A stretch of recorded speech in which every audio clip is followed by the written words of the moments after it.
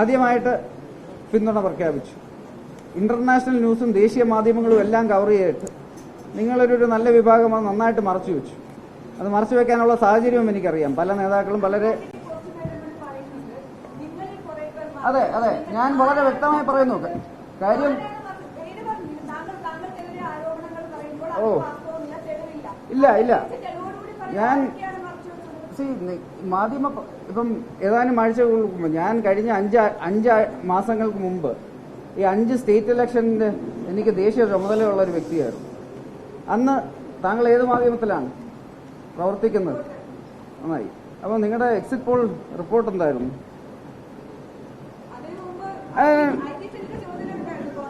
അല്ലല്ല ഇതില് പലരും 5 സംസ്ഥാനങ്ങൾ കഴിഞ്ഞപ്പം പറഞ്ഞത് 3 സംസ്ഥാനങ്ങൾ BJP തോറ്റ് കഴിഞ്ഞു, മിസോറാമിൽ കോൺഗ്രസ് ഏറ്റവും വലിയ ഒറ്റക്കക്ഷി, ഇതൊക്കെ വായിച്ച കാര്യങ്ങളാണ്. അവസാനം തെരഞ്ഞെടുപ്പ് കഴിഞ്ഞപ്പോൾ 3 സംസ്ഥാനങ്ങൾ നമ്മൾ ജയിച്ചു നല്ല ഭൂരിപക്ഷത്തോടെ. മറ്റ് 2 സംസ്ഥാനങ്ങളിലും നമുക്ക് ചരിത്രത്തിൽ ഏറ്റവും വലിയ നല്ല റിസൾട്ടാണ് കിട്ടിയത്. പക്ഷെ ഇതിന്റെയൊക്കെ നേരെ വിപരീതമാണ് ഇവിടെ റിപ്പോർട്ട് ചെയ്തുകൊണ്ടിരിക്കുന്നത്. ഞാൻ ഇതുവരെ നല്ല ഭൂരിപക്ഷത്തിൽ ജയിക്കും തീർച്ചയായിട്ടും. ഓൾ ഇന്ത്യ നമ്മൾ ഓരോ ബൂത്തിലും മിനിമം 370 വോട്ടെങ്കിലും കൂട്ടാൻ തന്നെയാണ് നമ്മുടെ ടാർഗറ്റ്. അത് പത്തനംതിട്ടയിൽ നമ്മൾ മീറ്റ് ചെയ്യും, നല്ല ഭൂരിപക്ഷത്തിൽ ചെയ്യും. കോൺഗ്രസിനെ ദേശീയ രാഷ്ട്രീയത്തിൽ ഭരിച്ച് ഈ രാജ്യത്തെ ഈ അവസ്ഥയിലേക്ക് എത്തിച്ചു. താങ്കളുടെ പിതാവ് ദേശീയ രാഷ്ട്രീയത്തിൽ ഒരു മുഖമായിരുന്നു, മന്ത്രിയായിരുന്നു.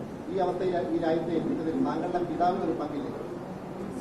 ആദ്യത്തെ 67 വർഷത്തിൽ കാണാത്ത രീതിയിലുള്ള വികസനം കഴിഞ്ഞ 10 വർഷത്തിൽ നടന്നിട്ടുണ്ട് ഓരോ രംഗത്തും.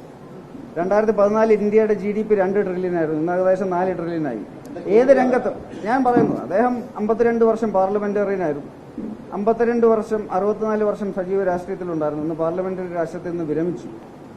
പക്ഷേ അദ്ദേഹം ഒരുപാട് കാര്യങ്ങൾ സമൂഹത്തിന് ചെയ്തിട്ടുണ്ട്. 5 പ്രാവശ്യം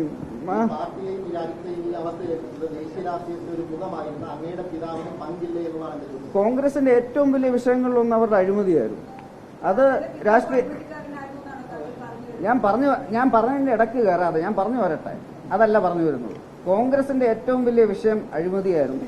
ഇന്ന് രാഷ്ട്രീയ എതിരാളികൾ തന്നെ വളരെ വ്യക്തമായി പറയുന്നൊരു കാര്യമുണ്ട്, AK ആന്റണി അഴിമതിക്കാരനല്ല. പക്ഷെ നിർഭാഗ്യവശാൽ അദ്ദേഹത്തിന്റെ എല്ലാ കൊളീഗ്സും ഒരുവിധം എല്ലാവരും അങ്ങനെ ആയിപ്പോയി.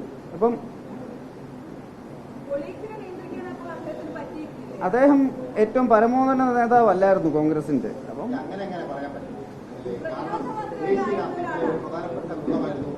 ദേശീയ രാഷ്ട്രീയത്തിൽ ഗാന്ധി കുടുംബവുമായി ഏറ്റവും അടുപ്പമുണ്ടായിരുന്ന ഒരാളായിരുന്നു AK ആന്റണി. അങ്ങനെയുള്ള AK ആന്റണി അത്തരം അഴിമതിയുള്ള ഒരു പാർട്ടിയിലാണ് നിൽക്കുന്നതെങ്കിൽ അദ്ദേഹത്തിന് ഇപ്പോഴും കോൺഗ്രസ് പാർട്ടിയോട് വിട പറഞ്ഞ് പുറത്തേക്ക് വരത്തില്ലേ? അദ്ദേഹം പാർലമെന്ററി രാഷ്ട്രീയത്തിൽ നിന്ന് വിരമിച്ചു.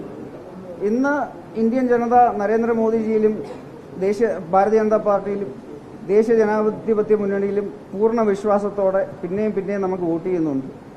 2014 2019 രാഹുൽ ഗാന്ധി നയിക്കുന്ന കോൺഗ്രസ് പാർട്ടിയെ പ്രതിപക്ഷ നേതാവ് സ്ഥാനത്തിന് പോലും അർഹമല്ലാത്ത രീതിയിൽ ഇന്ത്യൻ ജനത തന്നെയാണ് തോൽപ്പിച്ചത്. ഈ തെരഞ്ഞെടുപ്പിലും അത് തന്നെയാണ് വരാൻ പോകുന്നത്.